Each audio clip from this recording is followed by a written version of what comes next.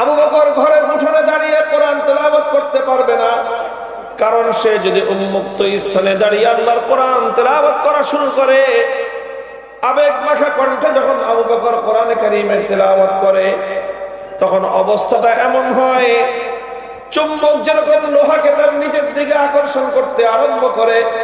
আবু বকর যখন তার ঘরের উঠোনে দাঁড়িয়ে আবেগ মাখা কণ্ঠে হৃদয় উজাড় করে দিয়ে কণ্ঠ খুলে আল্লাহর কোরআনের তেলাওয়াত করতে আরম্ভ করে, তখন আমরা আমাদের ঘরগুলোতে আমাদের ছোট ছোট শিশু সন্তানদেরকে পর্যন্ত আটকে রাখতে পারি না। চুম্বক যেরকম লোহাকে তার নিজের দিকে আকর্ষণ করতে থাকে, ঠিক তেমনি ভাবে আবু বকরের কোরআনের তেলাওয়াত আমাদের ঘরগুলো থেকে ছোট ছোট সন্তানদেরকে পর্যন্ত আকর্ষণ করে আবু বকরের ঘরের দিকে টেনে নিয়ে যায়। আমরা এটা বরদাস্ত করতে পারবো না। আমাদের ঘরগুলো থেকে আমাদের নারীরা, আমাদের শিশুরা পর্যন্ত আবু বকরের ঘরের দিকে পঙ্গপালের মতো ছুটতে আরম্ভ করবে, আর আল্লাহর কোরআনের তেলাওয়াত শুনে শুনে তারা এভাবে জাহেলিয়াতের পথ ছেড়ে দিয়ে আলোর পথের দিকে তারা অনুসারী হবে, আলোর পথের দিশারি হবে। এটা কোশ্চিন কালেও আমরা বরদাস্ত করতে পারি না। মুহতারাম হাজিরিন, ইতিহাস নিয়ে কথাই বলে অসংখ্য অগণিত পাষাণ হৃদয়ের মানুষ যখন তাদের সামনে আল্লাহর কোরআনে কারীমের তেলাওয়াত করা হয়েছে, সেই পাথরের মতো পাষাণ হৃদয়গুলো পর্যন্ত আল্লাহর কোরআনে কারীমের তেলাওয়াতের মাধ্যমে মোমের মতো বিগলিত হয়ে পড়তে আরম্ভ করেছে। আল্লাহর কসম খেয়ে বলি, মহাবিশ্বের মধ্যে পাথরের মতো পাষাণ হৃদয়কে বিগলিত করবার জন্য আল্লাহর কোরআনের চেয়ে প্রভাবক আর এর চেয়ে শক্তিশালী কোন মাধ্যম আজ পর্যন্ত এই পৃথিবীতে আবিষ্কার হয় নাই। যে কোনো পাষাণ হৃদয়কে মোমের মতো গলানোর জন্য, পাষাণ হৃদয়ে পাথরের মতো রুক্ষ হৃদয়কে পর্যন্ত মোমের মতো নরম করে দিয়ে পানির ঝর্ণা ধারার মতো প্রবাহিত করবার ক্ষেত্রে আল্লাহর কোরআনে কারীমের কোনো তুলনা নাই, কোনো জুরি নাই। এই জন্যই আল্লাহ পাক রব্বুল আলামিন বিশ্ব নবী, মানবতার নবী মুহাম্মদ আরবি সাল্লাল্লাহু আলাইহি ওয়াসাল্লামকে সর্বপ্রথম যেই কর্মসূচি দান করেছিলেন, সেই কর্মসূচির নাম হলো ইয়াতলু আলাইহিম আয়াতিহি। তিনি মানুষের কর্ণকুহরে আল্লাহর কোরআনের তেলাওয়াতের ধ্বনি শোনাবেন। মানুষের কণ্ঠে কণ্ঠে আল্লাহর কোরআনের তেলাওয়াত উচ্চারিত হবে, পাড়ায় পাড়ায়, মহল্লায় মহল্লায়, ঘরে ঘরে আল্লাহর কোরআনের তেলাওয়াত হবে। এই তেলাওয়াতের আওয়াজ যখন গুঞ্জরিত হয়, তখন কোরআনে কারীমের তেলাওয়াতের এই গুঞ্জরণে সমাজ থেকে জাহেলিয়াত বিতাড়িত হতে বাধ্য হয়। আলো জ্বালিয়েছিলেন, যে মশাল প্রজ্বলিত করেছিলেন, সেই মশালের সর্বপ্রথম অগ্নিস্ফুলিঙ্গ ছিল তেলাওয়াতে কিতাবুল্লাহ। কোরআনে কারীমের তেলাওয়াতের মধ্যে আল্লাহ পাক রব্বুল আলামিন সেই প্রভাব রেখেছেন, সেই শক্তি রেখেছেন।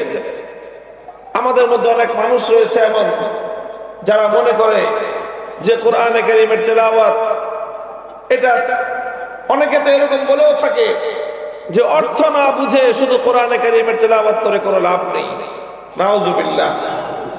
কোরআনে কারীমের তেলাওয়াত এটা একটা স্বয়ংসম্পূর্ণ কর্মসূচি।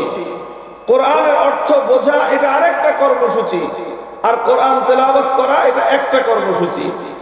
কাজেই কেউ যদি কোরআনের অর্থ বুঝতে পারে ভালো কথা, কোরআনের মর্ম এবং অর্থ যদি নাও বুঝে, এরপরও কোরআনে কারীমের তেলাওয়াত এটা একটা বিপ্লবী কর্মসূচি।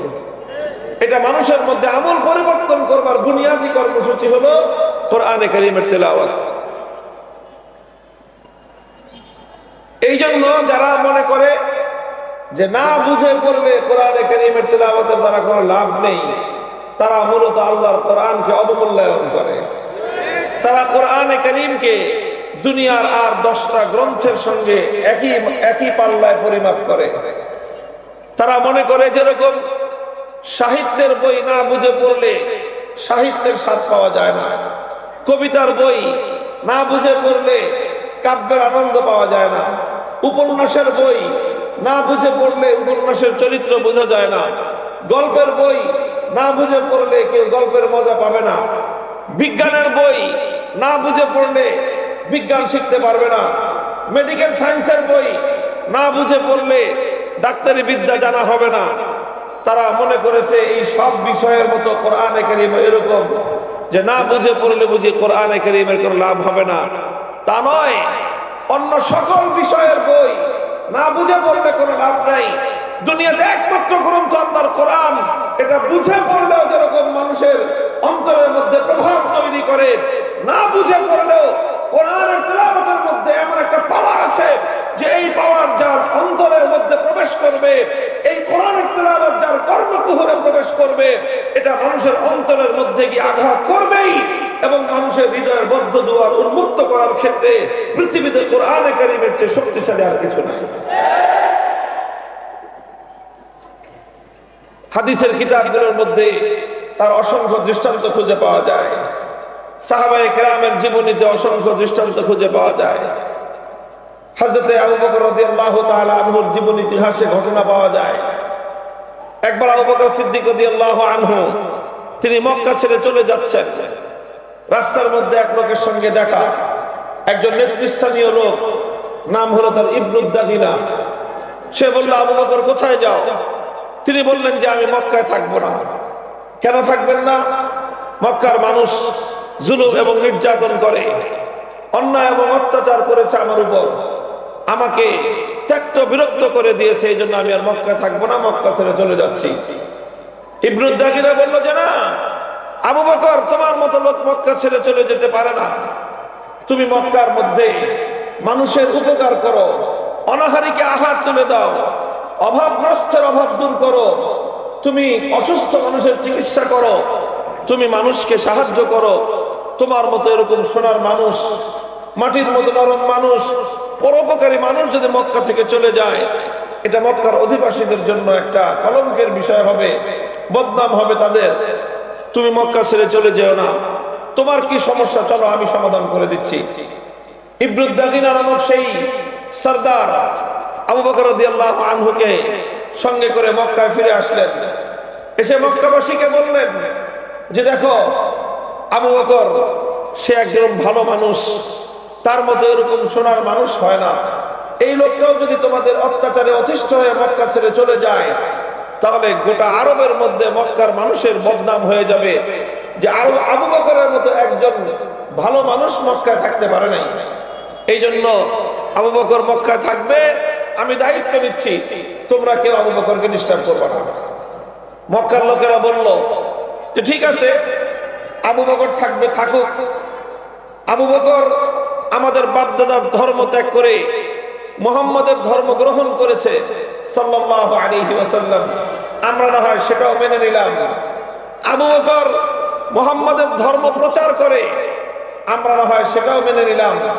কিন্তু আবু বকরকে আমাদের একটা শর্ত মানতে হবে। কি শর্ত? যে আবু বকর কোরআন তেলাওয়াত করে, কোরআন তেলাওয়াত করুক, সেটা নিয়ে আমরা আপত্তি করব না।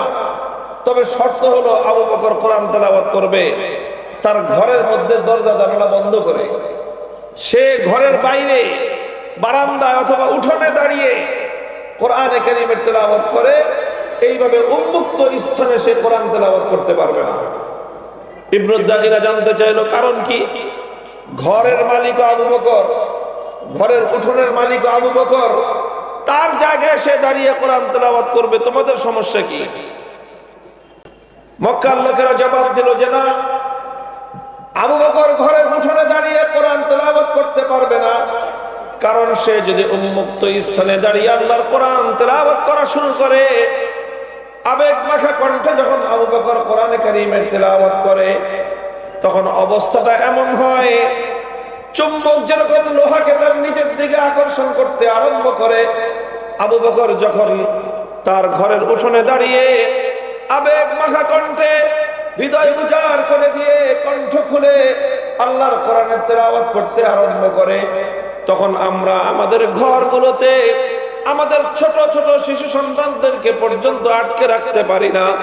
চুম্বক যেরকম লোহাকে তার নিজের দিকে আকর্ষণ করতে থাকে, ঠিক তেমনি ভাবে আবু বকরের কোরআনের তেলাওয়াত আমাদের ঘরগুলো থেকে ছোট ছোট সন্তানদেরকে পর্যন্ত আকর্ষণ করে আবু বকরের ঘরের দিকে টেনে নিয়ে যায়। আমরা এটা বরদাস্ত করতে পারবো না। আমাদের ঘরগুলো থেকে আমাদের নারীরা, আমাদের শিশুরা পর্যন্ত আবু বকরের ঘরের দিকে পঙ্গ করবে। আর আল্লাহর কোরআনের তেলাওয়াত শুনে শুনে তারা এভাবে জাহেলিয়াতের পথ ছেড়ে দিয়ে আলোর পথের দিকে তারা অনুসারী হবে, আলোর পথের দিশারি হবে। এটা কোশ্চিন কালেও আমরা বরদাস্ত করতে পারি না। মুহতারাম হাজিরিন, ইতিহাস নিয়ে কথাই বলে অসংখ্য অগণিত পাষাণ হৃদয়ের মানুষ যখন তাদের সামনে আল্লাহর কোরআনে কারীমের তেলাওয়াত করা হয়েছে, সেই পাথরের মতো পাষাণ হৃদয়গুলো পর্যন্ত আল্লাহর কোরআনে কারীমের তেলাওয়াতের মাধ্যমে মোমের মতো বিগলিত হয়ে পড়তে আরম্ভ করেছে। আল্লাহর কসম খেয়ে বলি, মহাবিশ্বের মধ্যে পাথরের মতো পাষাণ হৃদয়কে বিগলিত করবার জন্য আল্লাহর কোরআনের চেয়ে প্রভাবক আর এর চেয়ে শক্তিশালী কোন মাধ্যম আজ পর্যন্ত এই পৃথিবীতে আবিষ্কার হয় নাই। যে কোনো পাষাণ হৃদয়কে মোমের মতো গলানোর জন্য, পাষাণ হৃদয়ে পাথরের মতো রুক্ষ হৃদয়কে পর্যন্ত মোমের মতো নরম করে দিয়ে পানির ঝর্ণা ধারার মতো প্রবাহিত করবার ক্ষেত্রে আল্লাহর কোরআনে কারীমের কোনো তুলনা নাই, কোনো জুরি নাই। এই জন্যই আল্লাহ পাক রব্বুল আলামিন বিশ্ব নবী, মানবতার নবী মুহাম্মদ আরবি সাল্লাল্লাহু আলাইহি ওয়াসাল্লামকে সর্বপ্রথম যেই কর্মসূচি দান করেছিলেন, সেই কর্মসূচির নাম হলো ইয়াতলু আলাইহিম আয়াতিহি। তিনি মানুষের কর্ণকুহরে আল্লাহর কোরআনের তেলাওয়াতের ধ্বনি শোনাবেন। মানুষের কণ্ঠে কণ্ঠে আল্লাহর কোরআনের তেলাওয়াত উচ্চারিত হবে। পাড়ায় পাড়ায়, মহল্লায় মহল্লায়, ঘরে ঘরে আল্লাহর কোরআনের তেলাওয়াত হবে। এই তেলাওয়াতের আওয়াজ যখন গুঞ্জরিত হয়, তখন কোরআনে কারীমের তেলাওয়াতের এই গুঞ্জরণে সমাজ থেকে জাহেলিয়াত বিতাড়িত হতে বাধ্য হয়।